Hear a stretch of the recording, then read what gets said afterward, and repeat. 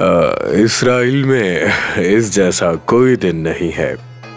इसे यौम किपुर भी कहते हैं। ये एक्चुअली कुफारा का दिन है। ये वो दिन है जब जदीद इसराइल के शहरी अक्कासी करने और तौबा करने और गुनाहों की माफ़ी की यकीन दहानी हासिल करने के लिए रुक जाते हैं। ये किताब मुकद्दस में एक ख़ास दिन है, एक दिन जिस पर खुदा ताला ने अपने लोगों से ये कहा कि मैं कहता हूँ कि तुम्हारे गुनाह माफ़ कर दिए जाएंगे।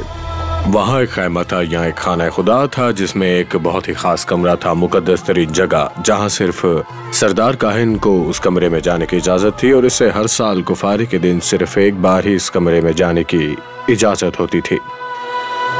और वो संदूक जो उस कमरे में रखा था वो अहद का संदूक था। अहद के संदूक के अंदर एक कानून है। वो खून के साथ इस मुकद्दस तरीन जगह दाखिल हुए और इस खून को अहद के संदूक के ढक्कन पर रखा।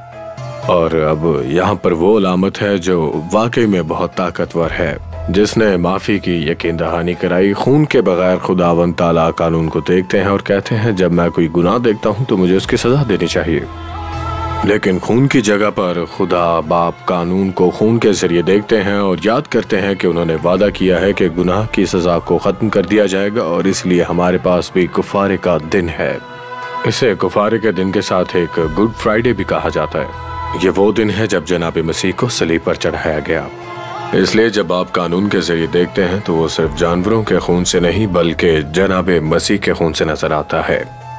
ये एक बहुत ही ताकतवर तस्वीर है जो मुझे यकीन दिलाती है कि मेरे हर गुनाह को माफ कर दिया गया है।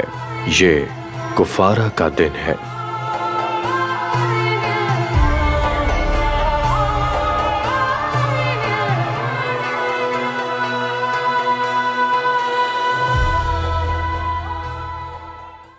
अजीज नाजरीन, इस वीडियो को देखने के बाद अगर आप इंजील शरीफ का मुफ्त नुस्खा हासिल करना चाहते हैं तो हमें अपना मुकम्मल पता बमा मोबाइल फोन के अरसाल कर दें। हम पूरी कोशिश करेंगे कि आप तक इंजील शरीफ का मुफ्त नुस्खा पहुंच जाए।